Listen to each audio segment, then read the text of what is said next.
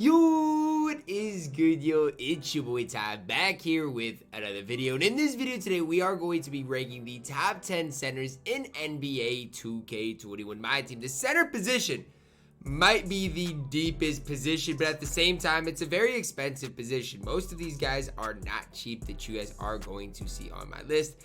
And at least 4 or 5 of the cards are invincible cards. So that should tell you all you need to know about the center tier list in general. But yes, a very stacked position in general. And it's pretty, I don't want to necessarily say top heavy, but it's pretty top heavy. I could even put my man Karl-Anthony Towns on the list, and that should tell you basically all you need to know. Now, before we dive into it 10 through 1, if you are new to my channel and have not yet, please consider smash that subscribe button as we are on the road to 70,000 subscribers. Let's see who comes in here at number 10. At number 10, we are starting with an invincible card in the 6'11", 7'4" wingspan Dwight Howard. 66 Hall of Famers with 4 of those badges being on gold. Stat badge wise, everything's 98 or above. Hall of Fame Showtime, every shooting badge outside of steady. I mean, you look at everything he's got, there's no downfalls to the card outside of one thing, the Dwight Howard release. Now, the Dwight Howard release, is it something that is unusable? I don't think so, but I would say right now in 2K, there's only one unusable release, and I think that's set shot 16. Outside of that, how many releases are technically truly unusable in the game? Obviously, he's not going to be able to curry on either gen. Does have the Pro 3 movement on the back, which I personally like quite a bit, but when it comes down to Dwight Howard releases, they make a lot of difference. Dwight Howard could be a top 10 center or a top 5 center for some of you guys that are watching this video, and if you think he's your favorite center, that's absolutely fine. For me, he just isn't quite to that next level, and it all comes down to that release. Coming in one step higher than Dwight Howard at number 10 is Wendell Carter Jr. 6'10", 7'3" wingspan, 53 Hall of Famers, 16 on gold, 93 3-ball, 90 driving dunk, 87 super ball, 86 ball, 92 speed acceleration, 90 lateral quickness. So yeah, stat wise, not quite as good. Badge wise, again, not quite as good, but it's shooting wise, got everything as Hall of Fame showmaking or Showtime playmaking wise, has everything outside of ankle breaker. That's one thing I would apply to him. Tendency wise, solid. Here's the big thing. He's at the Gallinari base on very quick, which is just a night and day difference between Dwight Howard. Dwight Howard is one of the worst releases in the game, whereas you look at Wendell Carter Jr. for a big man, has one of the best releases in the game. Pro 3 movement on the back, Pro 5 moving crossover. It's a lot to like about Wendell Carter Jr. Pretty much an off-brand Anthony Davis is what you're looking at with Wendell Carter Jr. Very solid card. I think his best position is that power forward position, but you guys know how Wendell Carter Jr. gets into it. Now, before we dive into number 8, I do want to say I actually forgot Bol Bol on my list. I just realized it because he is a pink diamond. I did not include him. Bol Bol would probably, where I'd put him is probably number 5 on this list. So when we get to it, he'd be right ahead of who my number 6 or who my number 5 is currently. So that's where I'd have Bol Bol. It's just kind of side note, I did forget to include him in my list.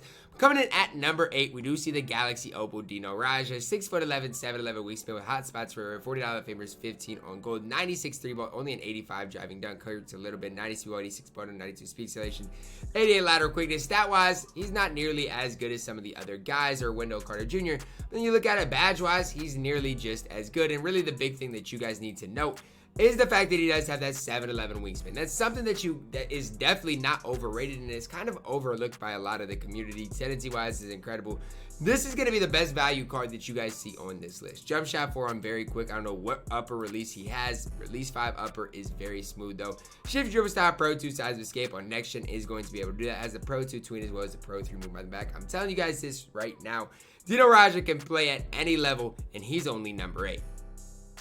Coming in at number 7 for me, we do see the Dark Matter Anthony Davis, a Disney year, 6'10", 7'5" wingspan, hot spots forever, 49 Hall of Famers, 18 on gold, 96 3-ball, 95 driving dunk, 91 2-ball, 86 ball handle, 94 speed acceleration, 94 lateral quickness. The crazy part about Anthony Davis is he came out nearly 2 months ago, and I didn't hype the card up enough. I should have been hyping him up for the last month and a half, 2 months, and I just really haven't been doing it. Hall of Fame Showtime, range catches, shoot quarter specialist, hot zone hunter, playmaker wise is incredible, has the Hall of Fame quick first step, comes with ankle breaker as well, and then defensively is going to be absolutely elite. Tendency wise, perfect. Sig wise, Anthony Davis based on very quick, super easy release to time and green, quick dribble style, Pro 2 size of escape. OCA's moving dribble sigs aren't great, but if you are on current gen, he has a good burst animation, and quite honestly, that's all that matters. I personally prefer playing Anthony Davis at the power forward position, but whether you play him at power forward or center, he's going to be fine. He's going to be able to compete with some of the best bigs in the game. Like I said, I should have been hyping Anthony Davis up since May 7th. And I did Anthony Davis a disservice. Coming in at number 6, we got a much newer card in Dikembe Mutombo, nearly 1 month old now, 7'2", 7'6" wingspan with hot spots forever. $51 favors, 15 on gold. Comes with a 94 3-ball, 95 driving dunk, 89 ball, 86 ball, 92 speed acceleration, 96 lateral quickness. Holiday showtime range, flexible catch and shoot, hot zone hunter, playmaker wise, perfect. And then defensively, he's got every badge in the game. Tendency wise, incredible.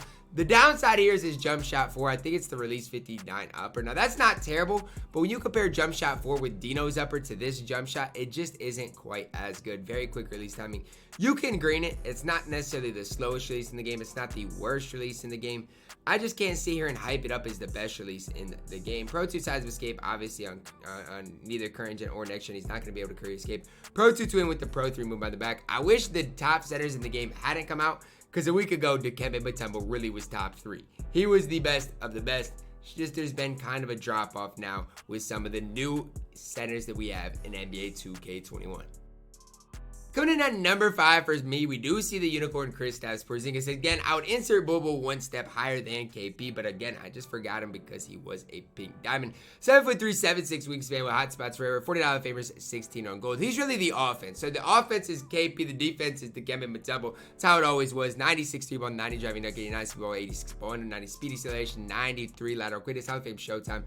Shooting wise, got everything you need. Playmaker wise, pretty perfect. Obviously, you want the handles today's ankle break. You have to apply those, but defensively very elite as well. Tendency wise, perfect. Brook Lopez based on very quick dribble style, Pro 2 size escape, and the Pro 1 moving by the back as was the Pro 2 twin. KP is incredible. I love the Bol Bol base. I think he has the exact same thing with the Malone upper. There's just something about that upper with the Brook Lopez base that just makes it so smooth, so easy to time, so easy to green.